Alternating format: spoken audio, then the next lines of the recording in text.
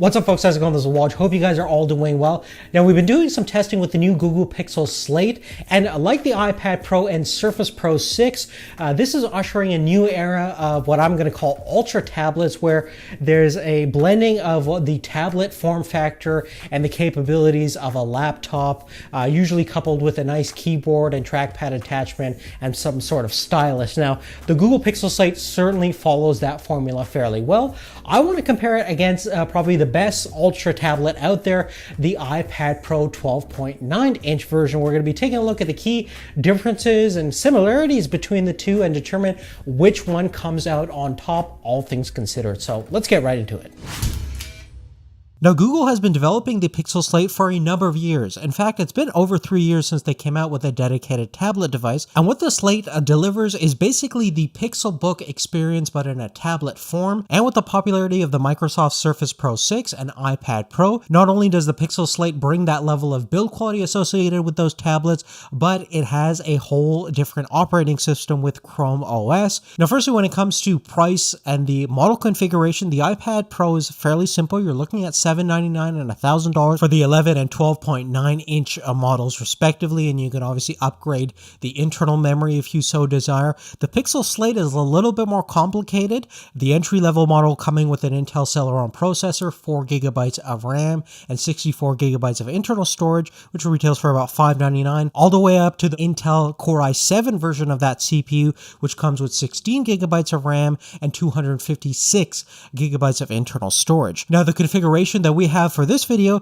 is the 12.9-inch version of the iPad Pro, paired with the Apple Smart Keyboard and Pencil, which comes to a grand total about $1,330. The Pixel Slate setup that we have over here is with the Intel M3 processor, and with the native keyboard cover and a Pixel Book pen, you're looking at about $1,100 for our particular setup over here. And even though this configuration of the Pixel Slate is slightly cheaper than the iPad Pro, keep in mind that with the Core i7 version of the Slate paired with the accessories, you could be spending close to $2,000 for a setup like that, which is laptop grade money, and we should expect to see that level of versatility and capabilities, but we'll come back to performance in a little bit. Let's talk about design first. In terms of construction, both have aluminum unibody designs. They both feel very premium in the hand, but in terms of dimensions, one of the great things about the new iPad Pro is the ultra thin bezels, and that's certainly a big trend of this current design up of smartphones, tablets, and even laptops. And this is where the Pixel Slate from the front side feels a little bit more dated compared to the ultra low profiles that we're seeing on smartphone, tablets, and laptops. And even though the larger borders on the Pixel Slate don't really detract too much from the display, it's just nice to have thinner bezels, and it seems to be the way forward going into 2019. Now, in terms of thickness and weight, the iPad Pro is also thinner at 5.9 millimeters versus 7 millimeters on the Slate, and it's also about 100 grams lighter as well, which definitely makes a difference in the hand. Now, saying that, there are some hardware specialty features that the Slate offers that you don't find on the iPad Pro. Firstly, you have a fingerprint scanner on the power standby button, which is a nice biometric way to unlock and to get access to your device. You also have two USB-C ports on either side of the device, which is cool if you want to plug in to charge the tablet and then use the other port to connect USB thumb drives, external displays, or even third-party peripherals such as a keyboard and mouse if you don't want to use the native Google keyboard and trackpad cover. But if you were to get the $200 keyboard attachments, one of the things that's nice about it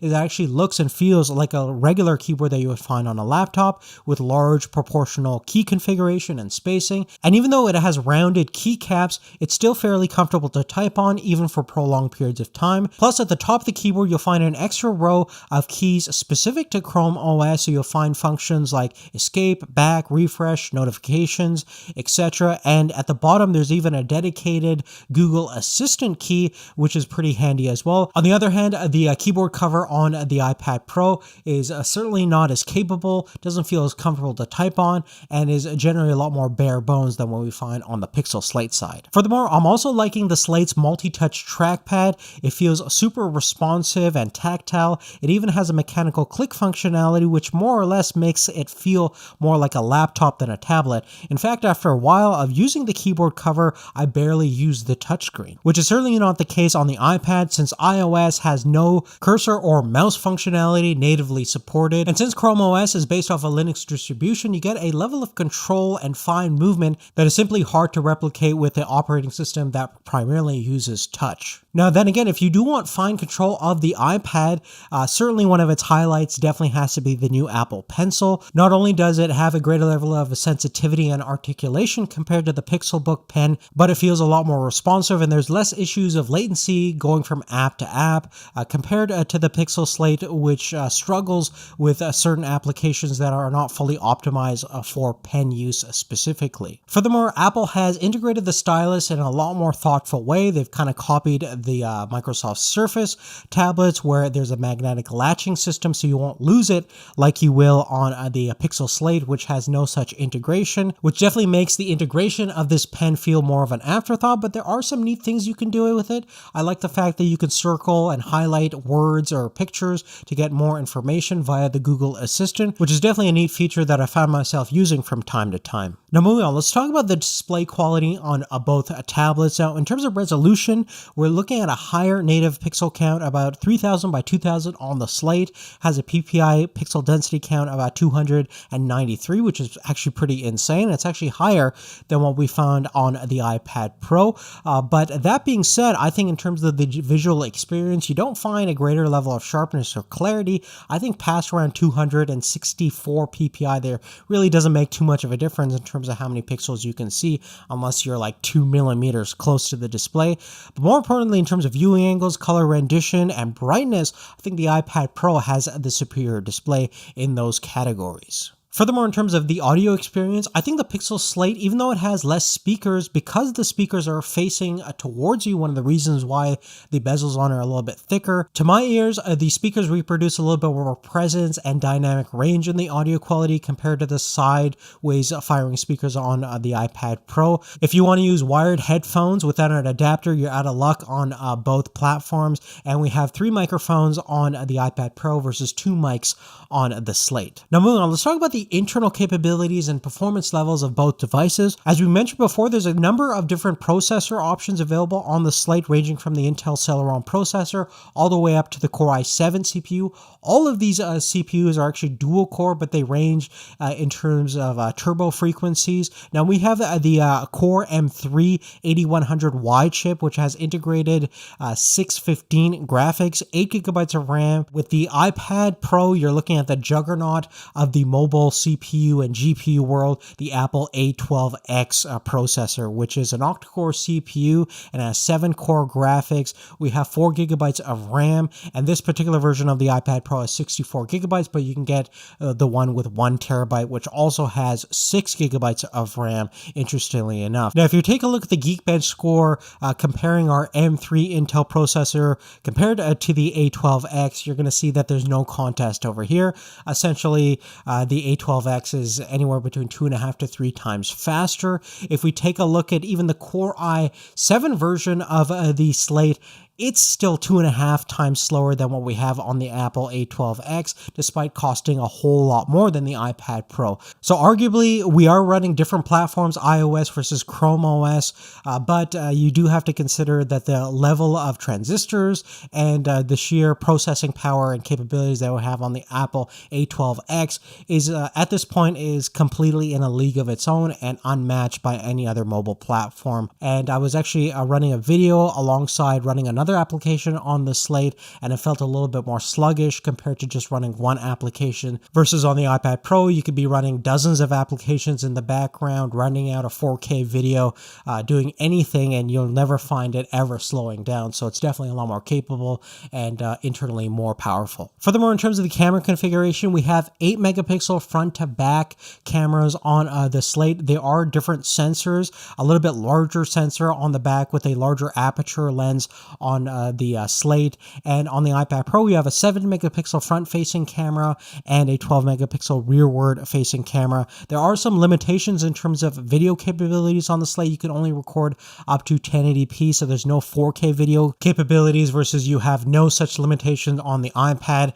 Basically, the 12 megapixel sensor is very similar to what you'll get on an iPhone, and in terms of video and photo quality, based on my experience, the iPad has the superior rear-facing camera. And lastly, in terms of battery performance, in terms of sheer capacity, the Slate actually has the larger battery size, about 48 watt hours versus 36.7 watt hours on the iPad.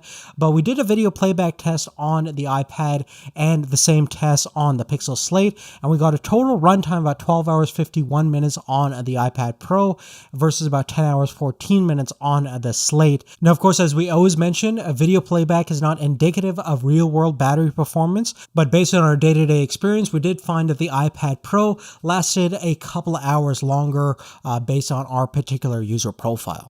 Now, to conclude, I think the Pixel Slate is certainly pretty promising, but there's some major issues with it for sure, both in terms of hardware and software.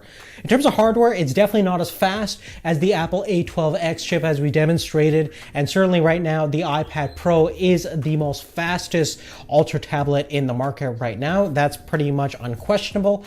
And in terms of the software side of things, Chrome OS is pretty promising. It's certainly very capable and has come a long way since a couple of years ago. But I think it's still kind of premature, and the adoption phase is fairly limited. I am a fan of the fact that you can run the entire Chrome desktop app on it, and it looks very much similar to any kind of laptop that you would find across the board. But of course, it's not running Windows, so it's not really a full laptop, and it has some serious limitations there. But in certain areas, as we demonstrated, it's a little bit more flexible than the iOS platform that the iPad Pro is limited to right now.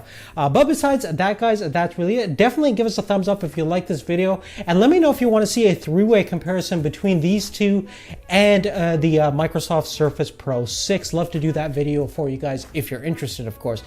Other than that, make sure you have notifications turned on so that way you get our videos once they become available. And I want to thank you guys so much for your support. Thanks for subscribing, and we'll see you real soon. Take care.